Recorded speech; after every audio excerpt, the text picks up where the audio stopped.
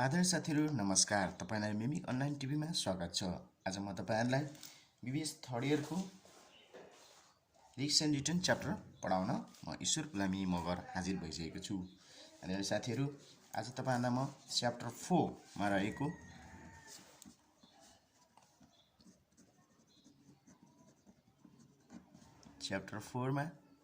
रहेको रिक्स एन्ड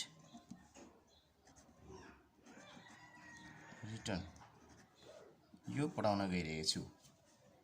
रिक्स एन्ड रिटर्न। रिक्स भनेको के हो? रिक्स भनेको कुनै पनि सम्पत्तिमा लगानी गर्दा वहन गर्नुपर्ने जोखिम हामी के भन्छ त रिक्स भन्छौं। र रिटर्न भनेको कुनै पनि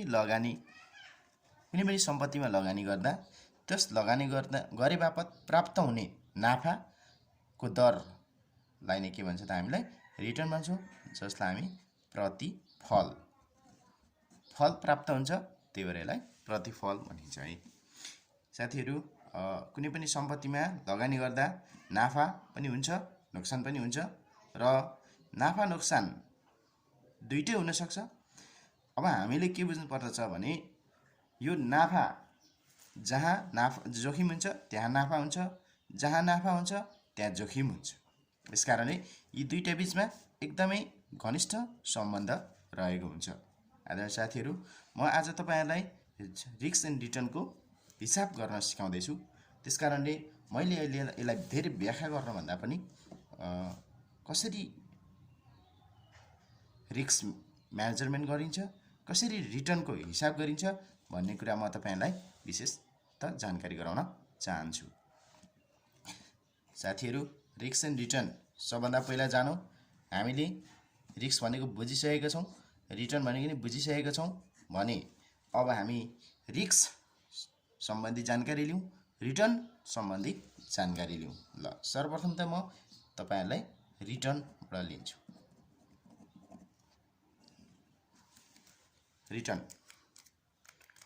रिटर्न भनेको प्रतिफल हो। कुनै पनि सम्पत्तिमा लगानी गर्दा त्यहाँबाट हामीलाई प्रत्येक वर्ष अथवा पटक पटक हामीलाई त्यहाँबाट के हुन्छ? आम्दानी प्राप्त हुन्छ, नाफा प्राप्त हुन्छ, कहिलेकाहीँ लस प्राप्त हुन्छ है त। त्यसकारणले हामी के बुझौं? यो प्रतिफल भनेको नाफाको प्रतिशत हो। अब तपाईहरुलाई साथीहरू, यहाँ हामीले हिसाब गर्दाखेरि दुईटा तरिकाबाट क्याल्कुलेसन गरिन्छ। रिटर्नको क्याल्कुलेसन दुई तरिकाबाट गरिन्छ। किन दुई तरिका भन्दाखेरि यहाँ हाम्रो हिसाबको प्रकृति नै दुई तरिकाको हुन्छ है त। एउटा छ on the basis of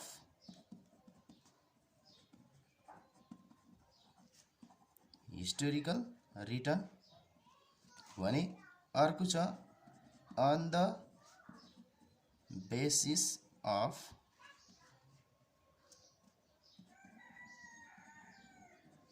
probability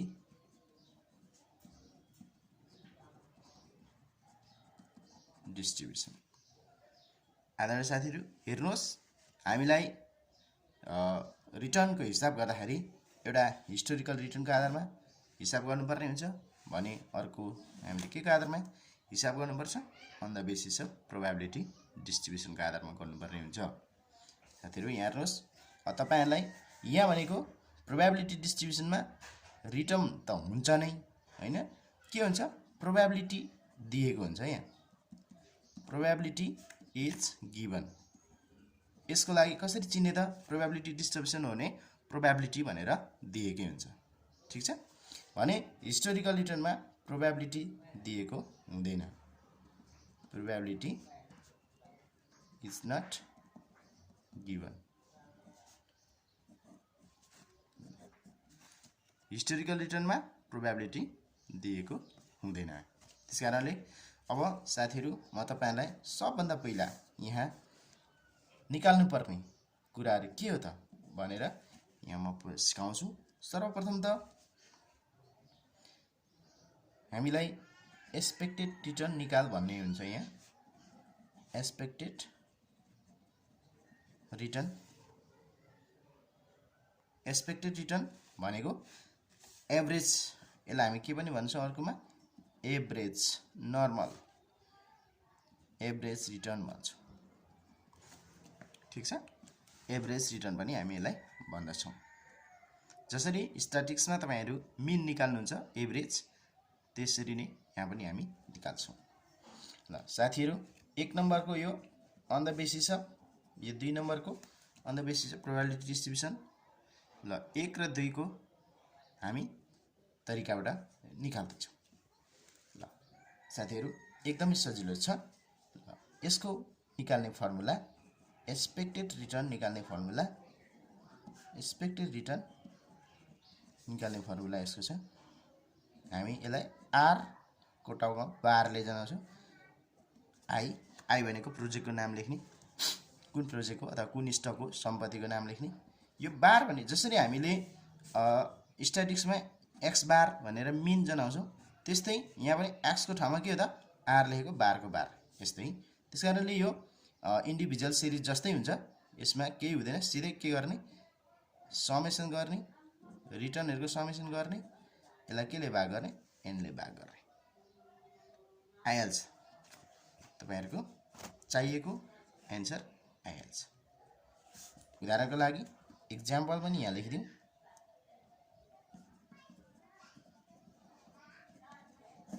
example हेर्नु साथीहरु, एक्जाम्पलमा म तपाईहरुलाई यसरी दिन्छु। ल रिटर्न भनेर रिटर्न अफ स्टक ए भनेर लेखेँ। ल रिटर्न अफ स्टक ए हो। अब यहाँ मैले इयर लेखेँ। ल इयर नहुन नि सक्छ। ल 1 इयर 2 इयर 3 इयर 4 इयर, 4टा इयरसम्मको हामीले लेखौँ। मानिलिउँ यो वर्ष 10% लस रहेछ, ब्राकेटमा नि हुन सक्छ, यो माइनसमा राख्दैछु मैले। 15% भएर 5% नाफा भयो, फेरि 20% नाफा भयो। हेर्नुस् त, पहिलो वर्ष 10% घाटा भयो, पहिलो वर्ष, दोस्रो वर्ष 15% नाफा भयो र तेस्रो वर्ष 5% नाफा भयो भने चौथो वर्ष कति भयो त 20% नाफा भयो। यो यसलाई नै हामी के गर्छौँ, जुन रिटर्न दिएछ क्वेशनले त्यसलाई नै हामी आरए मान्ने। बुझ्यो नि त, आरए मान्ने। अब यो जोड्ने, यो जोड्ने भनेको समेसन आरए, आई को ठाउँमा के राखेँ मैले ए। कति आयो त समेसन, जोड्नुस् 20 20 दुना 40, 40 मा 10 घटे कति आउँछ 30% आयो। अब हामीले यति हो क्याल्कुलेसन गर्ने, क्याल्कुलेसन अफ एक्सपेक्टेड रिटर्न हो, एक्सपेक्टेड रिटर्न। ठीक छ। न एक्सपेक्टेड रिटर्न को फर्मुला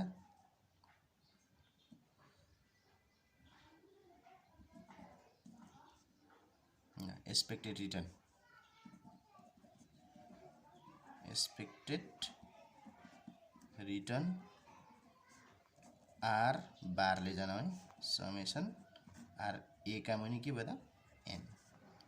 साथीहरु, आर ए हामीले यहाँ कति निकालेछौँ, यी 30% भागा एन भनेको हेर्नुस्, यो कतिवटा 1 2 3 4 4 वर्षको हो, 4 पनि लेखिसकिएको छ, 4 पिरियडको रहेछ। त्यसै एन भनेको 4 हो, भाग गर्ने 7.7 28 4 7 28 4 5 20 7.5% हाम्रो के हुन्छ त एक्सपेक्टेड। यो भनेको तपाईहरुलाई के बुझ्नुस् भने साथीहरु, यो एभरेज भनेको केही पनि अनौठो होइन। के हो, प्रत्येक वर्ष 75 है 7.5 7.5 को दरले चाहिँ एभरेज रूपमा हाम्रो कमाइ हुन्छ भन्ने कुरा चाहिँ यो एक्सपेक्टेडबाट हामी बुझ्छौँ। ठीक छ।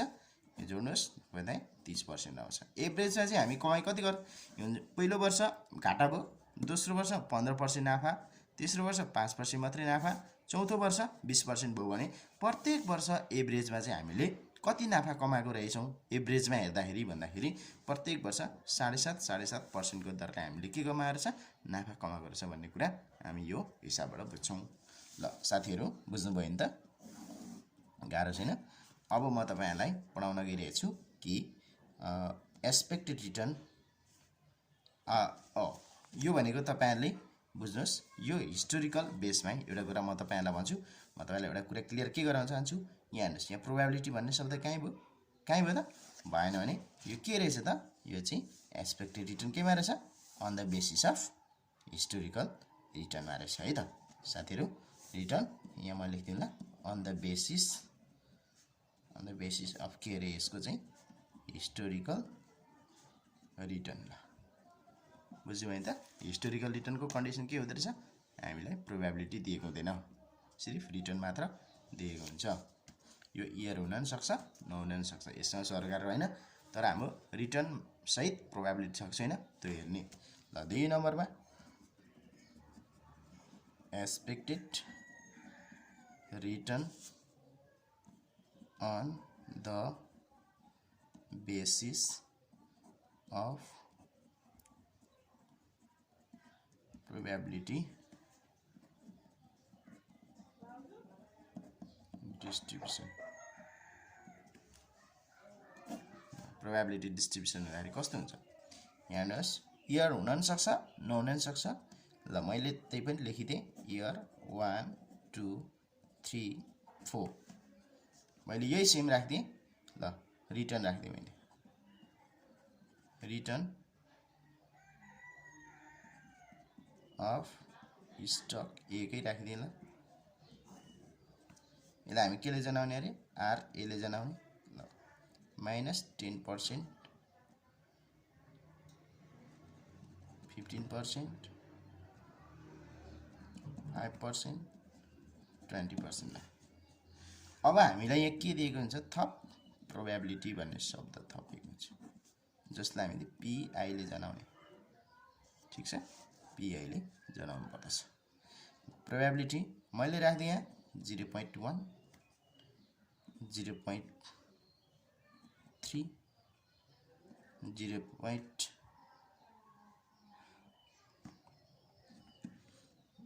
0. मैले यहाँ 4 राख्दिएँ, 4 3 7 8 भनेपछि 0.2 भयो।